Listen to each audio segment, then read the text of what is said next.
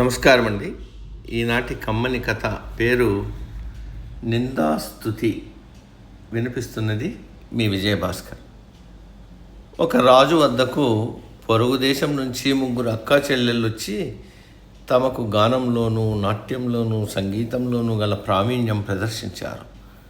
రాజు వారిని ప్రశంసించక బహుకరించక 2 రోజులు తన అతిథిశాలలో ఉండమన్నాడు. అతిథిశాలలో అందరూ రాజుగారి వేగుల వాళ్ళే.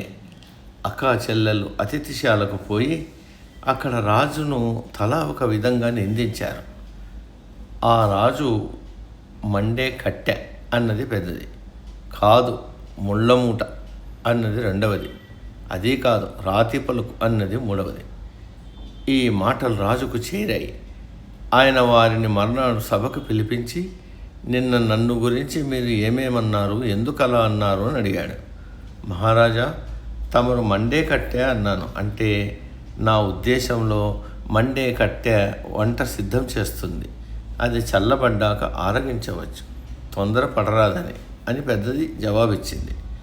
మహారాజా, నేను అందుకు ఒప్పుకోక మీరు ముళ్ళమూట అంటే పనసపండు లాంటి వారు అన్నాను. ముళ్ళు చెక్కేసి ఓర్పుగా తొనలు తీసి తినాలి అన్నాను అన్నది రెండవది.